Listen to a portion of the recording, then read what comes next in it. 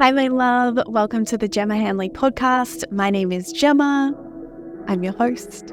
This is the space where I have honest conversations about overcoming anxiety and overwhelm so that you can calm your nervous system and feel really confident and happy and calm from within yourself. Along the way, I share my own stories of holistically healing 23 years of anxiety and depression myself. And so if you're a woman seeking answers to perfectionism, people-pleasing, burnout, resistance, you may love, you're in the right place. Let's do it. Let's begin. And before we begin, I want to pay my respects and acknowledge the traditional custodians of the land upon which I am recording from, which is the Gubbi Gubbi tribe. And I want to extend that acknowledgement to their elders, past, present, and emerging, as well as anybody of Indigenous or Torres Strait Islander heritage watching this replay. Hey love, welcome back to the potty, episode 45. And what went totally unnoticed till right now, where I just did a little check in the back end, was the podcast is officially 1 year and 17 days, I think, old. Which feels incredible. Feels like a really meaningful accomplishment. And one of the things that feels most rewarding in business is when you can see the consistency. So thought I'd just drop that in. It's probably something I'm going to talk about at one point as an example in this podcast episode as well.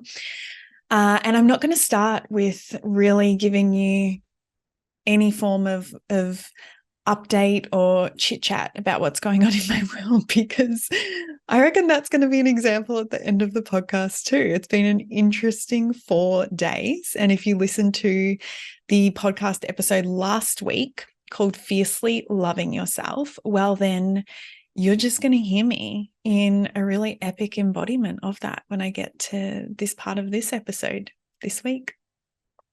Let's dive in. I wanted to bring to you some really practical measures to help you understand where you're at with your healing, because it can be extremely frustrating at times when you're really in it.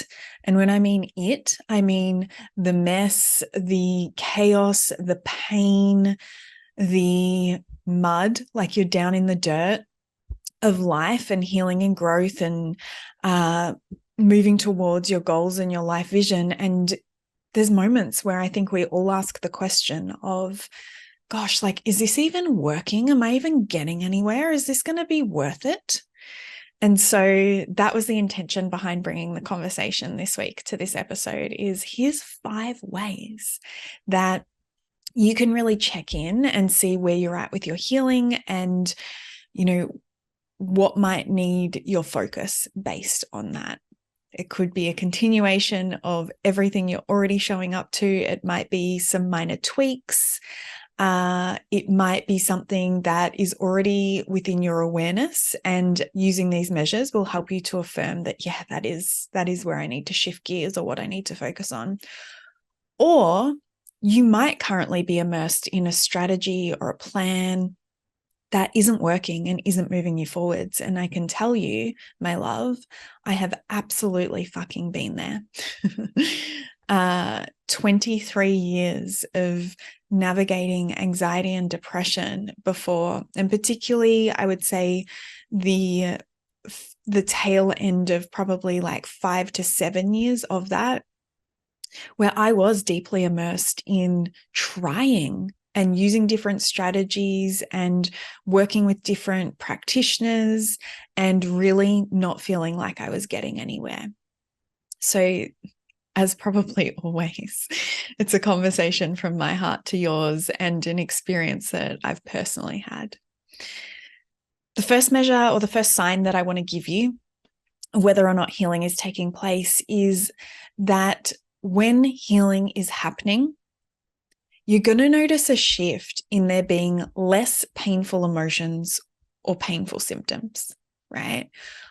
Or even though the emotions or the symptoms, so this would be in the earlier stages of healing, the emotions and the symptoms are still there, you're noticing a shift or a difference in how you're relating to or responding to those painful emotions and symptoms. And what I mean by that is, rather than it being this energetic or this feeling of, oh, it's me against my body, or my body's in the way, or my body's letting me down. Yeah.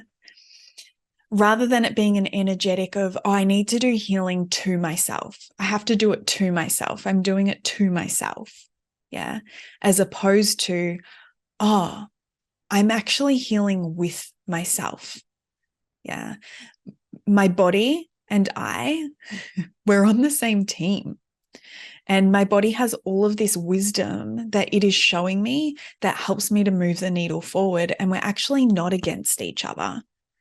And I don't need to do things to it as if it's, this naughty little child that needs to be disciplined, or something that is, stupid and lacks wisdom and needs to be told what to do. Yeah. Also, the internal dialogue, or the approach of, oh, I need to get rid of these emotions. I need to get rid of these symptoms. I just need to figure out, how do I stop them? Right? That dialogue and that energetic will have completely shifted and no longer be present. Yeah. Even though you might still be at a stage in the earlier stages that a lot of the emotions and a lot of the symptoms are still there, because you're still learning those skills of, okay, I'm just becoming comfortable and more familiar with how I do healing with myself as opposed to myself. Yeah. How you are truly beginning to trust and relax into the fact that painful emotions and symptoms are there as intelligent messages, right? So if we're having those experiences, there's a really good fucking reason. And the approach is becoming, oof, how do I explore that? How do I get really curious about that?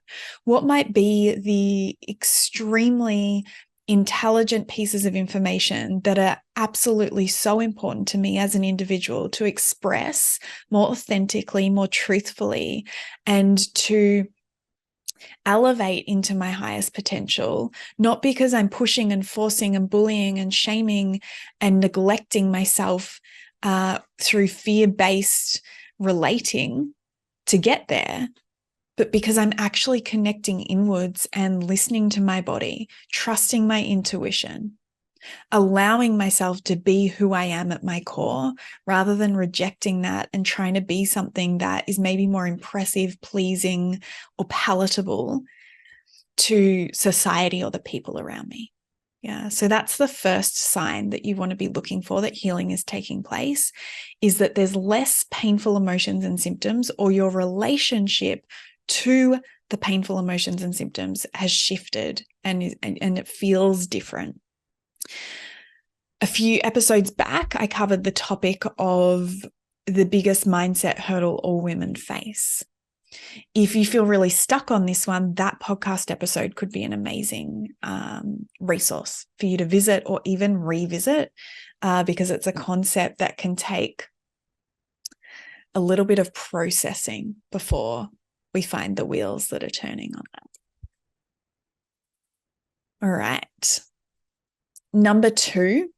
So the second sign or measure that you can use is that your self-awareness is growing. So you're understanding yourself, any patterns, any programming, any triggers, any wounds, the dynamics in the relationships around you, what's motivating your choices that feel unfulfilling when self-sabotage or resistance or procrastination or avoidance or distraction is showing up. That you got gaining a clear understanding of exactly why that is happening. Doesn't mean you know what to do with it yet, but your awareness is amplified. And here's the piece that's really important for this sign and measure. And it's self-awareness with self-compassion and patience. I see so many women with the brilliance and the ability, and the willingness is a better word, the willingness to see, oh my gosh, okay, that's where there's a hurdle. That's where, this pain point in my life is being created from and stimulated. That's the piece from my past where I learned that XYZ was unsafe. And that's the piece that I need to focus on healing or reparenting my inner child through. And then they go into self-shaming. Yeah. So they become aware of the piece, and then they repeat the cycle of, well, oh my gosh, like I'm such a bad person. I can't believe I've been playing this pattern out. This means I'm not good enough. I'm not possibly whatsoever lovable when I show up to life in this way, right? And so it becomes this shaming of the self-awareness as opposed to, oh, wow, I can have so much compassion for myself and that piece of myself, whether it's my inner child or my most pure intention, even though it might be misguided or it might not be the highest, most rewarding way to get to the outcome I want to get to. I can see the intention behind it is really pure. And I can also have patience with myself as I learn a new way forward, rather than just expecting that because I see something, that piece, and that pattern and that imprint from an emotionally significant event or trauma should just immediately diffuse, and I should just immediately be able to do it differently. And why can't I? And I'm, this makes me a bad person, and this makes me a failure, and this makes me not good enough. And this is embarrassing. Right? Instead, it's going to look like, when healing's taking place, it's going to look like self-awareness with self-compassion and patience. And that self-shaming is allowed to show up, but you're catching it, and you have the willingness and the skills to be able to shift out of that back into compassion and patience. Number 3 is you're having hard and honest conversations, and you're having them in a loving and respectful way. These are the conversations that feel like, oh, do I have to? I really don't want to do that. Oh, right? And it feels like we just want to find the fast forward button to life so that we can just skip over it. I still have this feeling and these sensations in my body to this day when I'm having hard and honest conversations, because they're hard. They're not easy.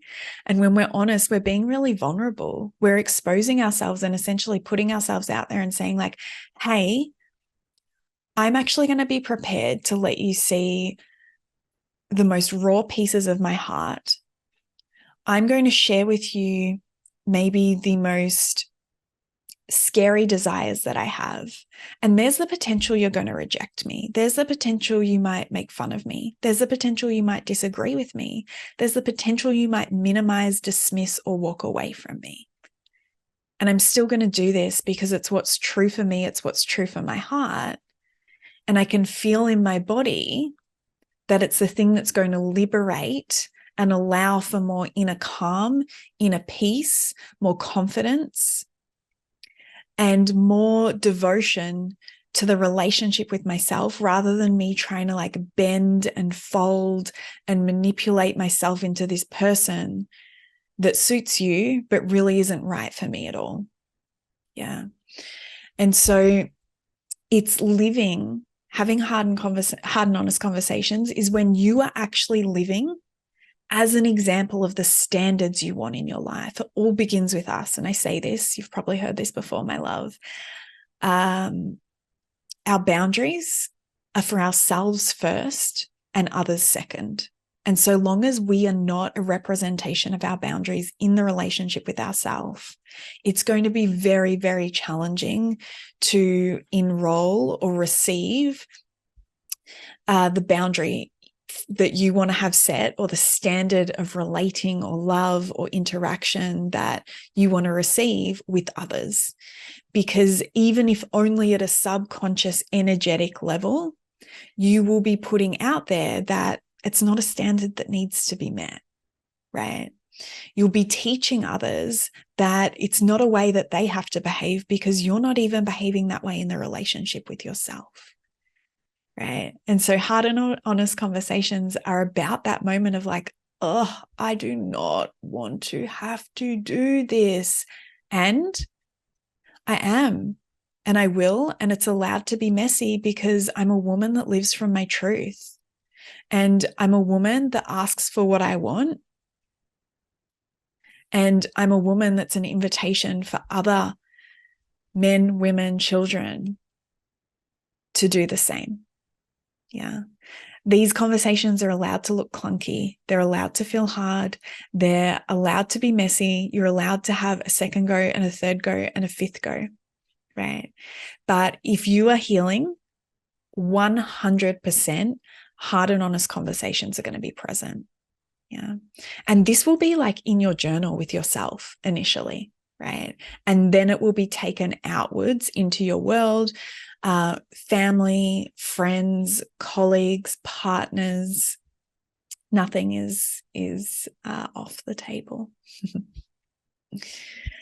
Number 4. So the fourth sign or measure that you are healing is that the people and places around you are changing. Yeah, this is actually going to be a direct flow-on effect from you having hard and honest conversations. So if you're feeling frustrated as to why, you might change jobs, or you might stop dating someone and start a new relationship, or you might step out of a friendship, but then you're calling in a similar friendship. Yeah. Or you might set a standard or a boundary, but it's not being met. That's actually going to be a direct reflection of whether or not you're having hard and honest conversations, and maybe where there's some tweaks in that space, which can sometimes be actually so minimal and very small, but will make the world of a difference in the response that you're getting. And so when I say people and places are changing, I don't mean that you're telling them what to do and then they're showing up differently. Yeah, sometimes that will happen because you'll be in relationship with a people pleaser. That's not authentic and genuine relating, and it's not authentic and genuine healing or change. Yeah. So it's not because you're telling people or places what to do and how to be and they're changing. It's because you are showing up in a different way. And so it's not possible for those people or places to engage with you in the same way that they used to. So yes, it might mean relationships are changing their intensity or their frequency, meaning you're spending less time in them, or maybe they close and you let go of them altogether and new people might be coming in. But it can also be that the exact same relationships that you had prior to leaning into the inner work and self-reflecting are still there, but the dynamic in them is completely different. And one of the analogies I love to give around relationships and environments, and years and years and years and years ago, one of my psychologists gave me this analogy, which I love, is that we will be doing a dance. Yeah. It's like we have a dance routine that's choreographed with an environment. That could be your workplace, it could be the gym, or a person. So it could be your mum, your dad, your partner, a girlfriend. And both of you, up until this point, have consciously or unconsciously made this agreement that these are the steps and this is the choreography to your dance and this is how it goes, right? And as you become more self-aware with compassion and with patience, as you have more hard and honest conversations, essentially what you're doing is you're changing the steps in your dance. Now, this person over here, depending on their emotional intelligence, will either quite quickly be able to step into this new choreography with you. And a lot of the time, this other person or this other environment will show up and they're still trying to do the same dance performance with you, only you're not doing the same steps. So they're maybe feeling a bit awkward. They're feeling quite uncertain. Maybe they're tripping over their own feet. If we take this analogy to another level, if you imagine it's literally an on-stage performance, it's like the world is watching them and they feel like they don't know who they are anymore, or how to show up, or if they've done something wrong, or how to perform. And they're potentially experiencing, their own programming and patterns and wounds that are available for them to dive into their healing work on, being amplified and being triggered, right? And that's not your responsibility. And this is where it becomes really challenging, is in holding what our truth is and in holding what our values and what our desires and what our standards are. Because one of the first approaches that this other dance partner can take is they will try and invite you over and over and over again back into the old choreography.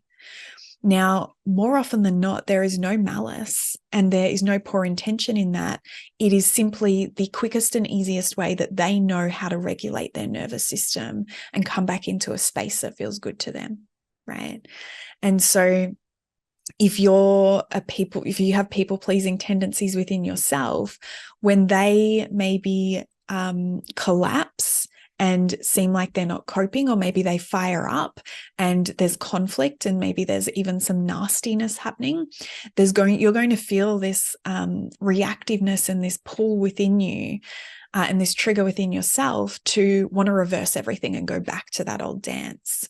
And so this is where this measure is so powerful, because if there is true healing taking place and you're learning how to hold your truth and hold your nervous system and hold yourself and meet your own core needs from within yourself or in new, rewarding, sustainable ways, you won't need to re-engage with that old dance. And the result of that is that the people and places around you will begin to change. And what this can feel like, it definitely felt like this to me, and I hear clients reflect it back too, is it's like all of a sudden things just feel like they're falling into your lap, like amazing things. And you don't even know where they're coming from or how it's happening, but actually it's all of the flow-on effects from you holding your new choreography, holding your new dance in all of these relationships and environments. So that's number 4. Number 5. You are genuinely able to celebrate yourself. Let's talk about what self-celebration and self-acknowledgement is not. It's not a treat. It's not blowing the budget or spending money that you don't have to reward yourself. And it's not a cheat meal or eating an entire cake, right? At times, it might feel so true and so aligned and intuitively right to celebrate yourself and acknowledge yourself in a way that is very symbolic of, this is a milestone moment, this is a marker, right? And that could include a purchase of something that's deeply meaningful to you, right? And for the most part, being able to celebrate yourselves can literally be a quiet moment with yourself. It could be a journaling session. It could be going and doing something you always do, but the energetic intention when you do it, for example, going and reading your book on the beach or going out for your chai, which I do a couple of mornings a week. It's something I do regardless of whether I'm intentionally celebrating myself or not. That's just how I treat myself all the time. Yeah. I don't have to perform in a certain way before it becomes, accessible for me to have that relationship with myself or respond to myself in that way. And so it can be as simple as that. And one of the examples that I can give you is often at the end of the day when I'm closing down or like shutting down the house and I'm checking that all the doors are locked and I'm switching off the lights and I'm getting a glass of water for beside my bed. And I come upstairs and I'm heading towards my bedroom, there'll often be a moment, and I don't consciously do this anymore. It's just my natural state of being, where I pause and either sit on the couch or I might even be halfway up the stairs and I am just standing there and I just reflect on the day, and I will literally either say out loud or the feeling will just be emanating throughout my body of like, I'm so fucking proud of me today. Yeah. And it could just be, I've fueled my body with such nutrient dense foods. I've moved my body. I've really shown up to my contribution and my purpose in this world. Yeah. Women's anxiety and mindset coaching in a really clean, productive way today? Yeah, like I've been really honest about what are the things that need my attention, what are the things that can drop away, and I've moved through that. I've meditated twice today. Anything, right? But there's that moment that might not last more than 5 or 30 seconds where I'm genuinely honoring and celebrating myself for how proud I feel. So I want you to know, and what I want you to take away from this is there's a whole scale. Yeah. Sometimes my self-expression practice or my intuitive movement and intuitive dance practice will be about this. And actually, there's a whole guided practice. It's one of my favorite ever guided practices that I've created. And there's been a lot of them in my Responding to Overwhelm short course, where I guide the women through an intuitive movement practice where they celebrate themselves and they acknowledge themselves, and that builds, and I teach them how to do that in that way. So there's so many different ways, and I think that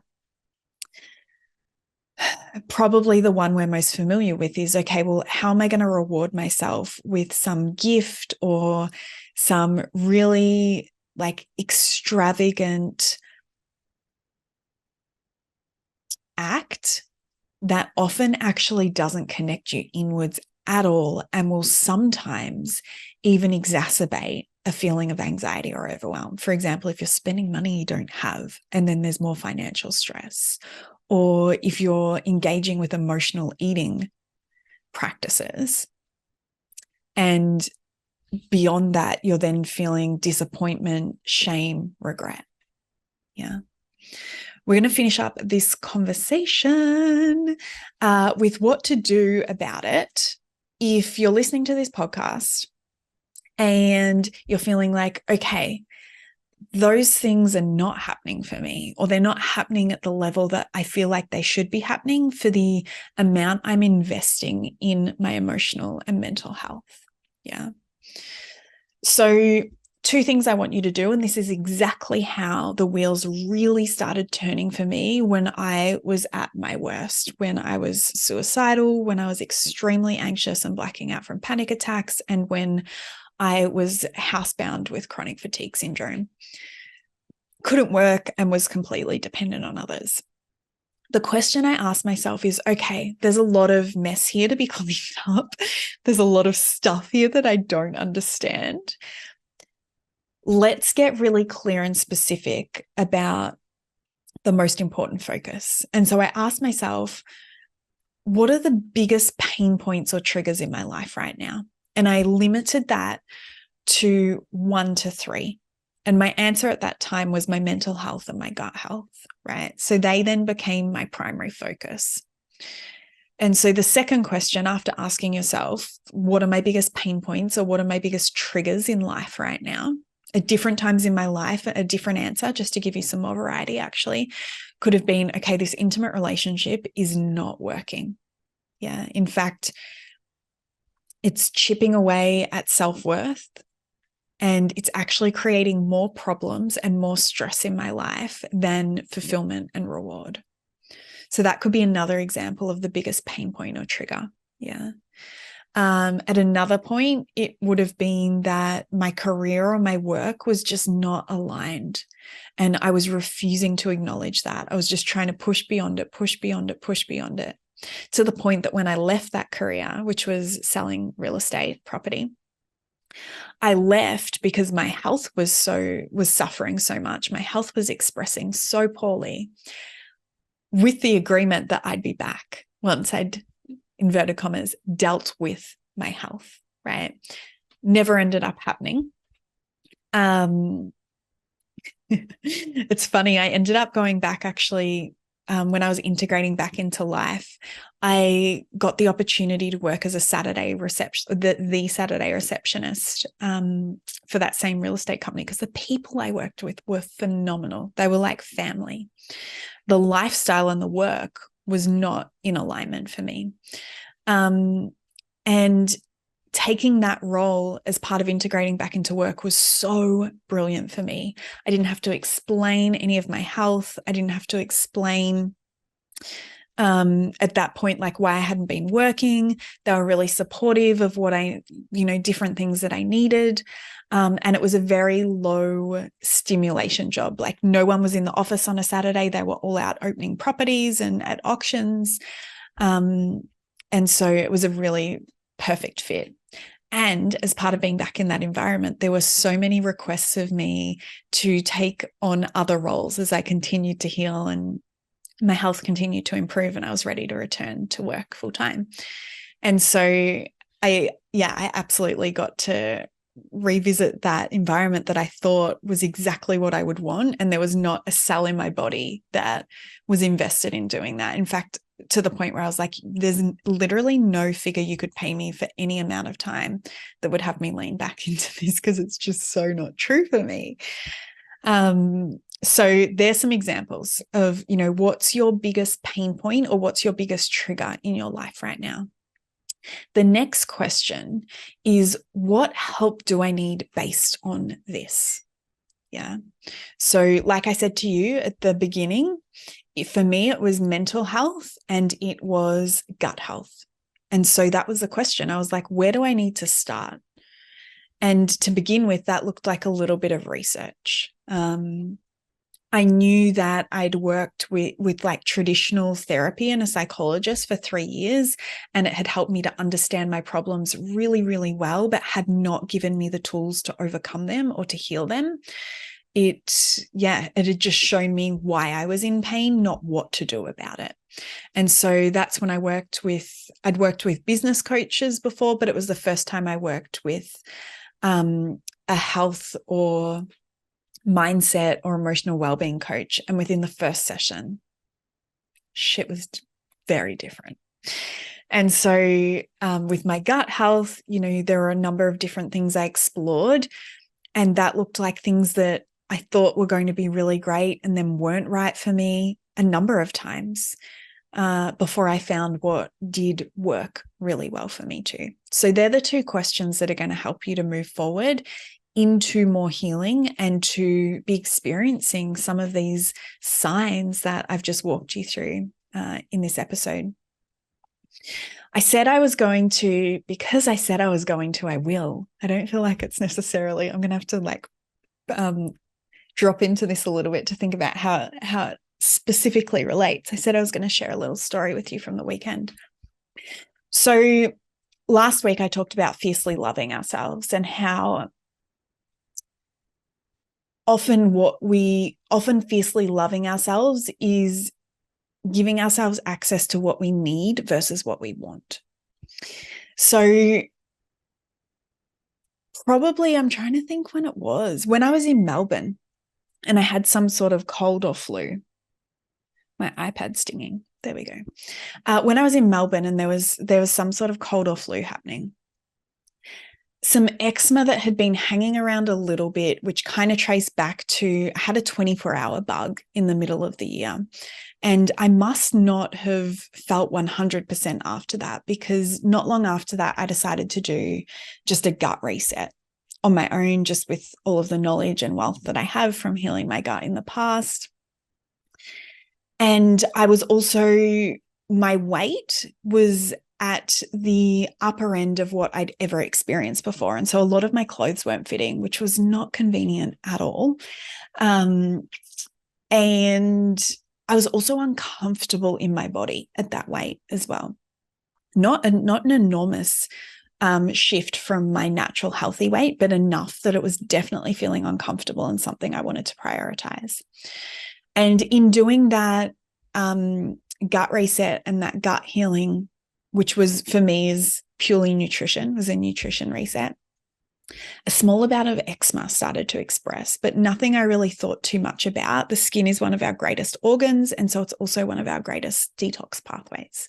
And so I was just letting it do its thing, and it was fine. And then when I went back to Melbourne, there was also a combination of hay fever and being in an environment of like probably natives and seeds and whatnot in the air. And apparently it's a really bad time down there for hay fever at the moment, combined with this cold or flu.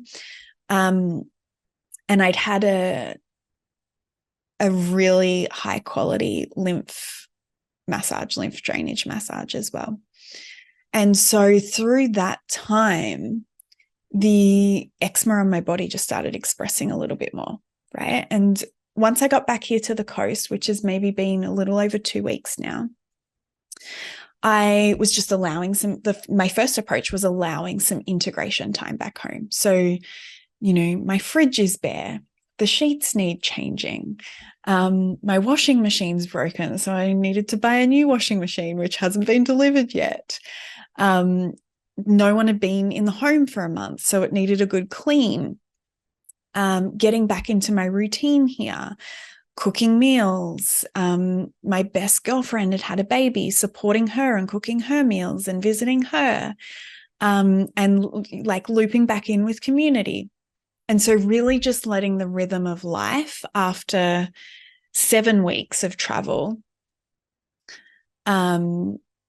just land in. Yeah. Different time zones, allowing my sleep to adjust. I also looked at the emotional body and the emotional connections to not only eczema, but also where eczema was appearing on my body, and did some work through that as well. I also intensified rest. So I actually took Friday off last week. And then it came to Saturday, and I was actually meant to be going down to Brisbane with a girlfriend to see Ziggy Alberts. And I was going to stay with my dad till Monday. And, the day's going on. And I really actually wanted to record this podcast episode over the week, over the Friday or the Saturday. And it was just not flowing. And I no longer live in a way where I force myself to do things that are not like a make or break and mean that I will be rejecting the way my body is speaking to me. And so that's a fine balance, and could really have been another, could be like a sixth sign that you're healing, is not hiding or not running away from responsibility or the fear that will always surround our dreams and goals and life vision, by using the body to do that, but also not using the fear of not being good enough, not being far enough along, not being able to trust yourself that if you take a break, you will still return and you will still show up. So finding that sweet spot is actually another great sign that you're healing. And I remember I was standing at the end of my bed, my bags were packed, like ready to go. And I was like, this is not the right choice. Like intuitively, I know I need to stay on the coast this weekend. I need to ground in more. I just want to chill the fuck out.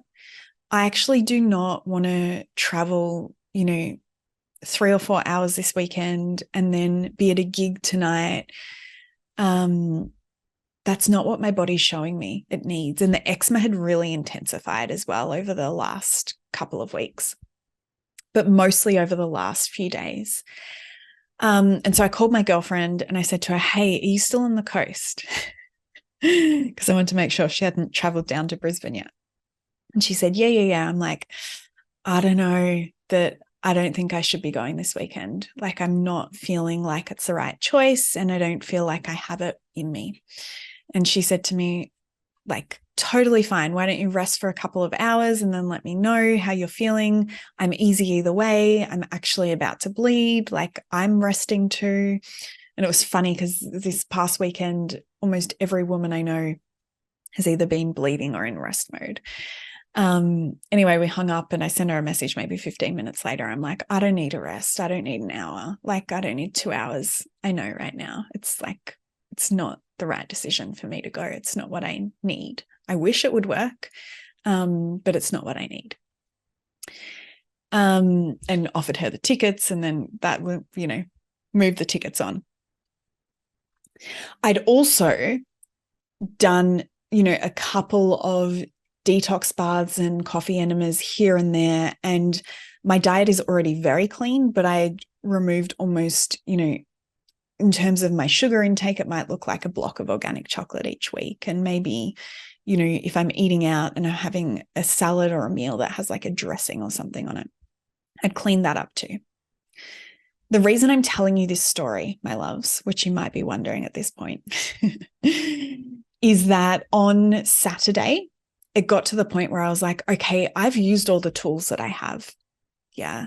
Like I've allowed some integration time. I've prioritized rest. I've done the emotional release. And I've done some basic detox work and tweaked my nutrition a little bit. And I need more. I need more support. I think I need some testing. I think probably there's like a bug or a parasite that is lingering from one of these bouts of like that, whatever that 24-hour gastro-y kind of bug was, or the flu thing that I had. And so I reached out to a naturopath. She was able to find a cancellation for me within 10 days, which was amazing because she was fully booked into next year. I already paid and ordered for the testing that I needed, and it just felt so good in my body. And so I share that with you because if I hadn't have honored, all right, I've taken all of the tools that I have in my kit to their maximum, yeah, and to the point where I'm willing to take them, because there's also an element for me that I've learned over these years and years and years of healing, that I'm not prepared to suffer. And so there will be times where I engage support and engage help and form a team around me earlier than what I would have done in the past, because my quality of life is really fucking important to me. And I also know that my relationships are better, my income and revenue and my wealth is better. My physical expression of health and my energy is better. My happiness, my joy, my confidence, the inner peace and inner calm that I'm feeling is better. My ability to contribute and give back in this world is way better when I'm supported and when I address things quickly. And so that's what that was the story piece that I wanted to give you. One, to just always love letting you into my world a little bit and to help you see and understand how I make decisions and how I live my life, and what my standards are and what my values are, but also to give you an embodied example of this way forward that I'm also gifting you in this podcast of what to do if you don't feel like you're ticking these 5 signs that you're healing. Okay, gonna leave it here.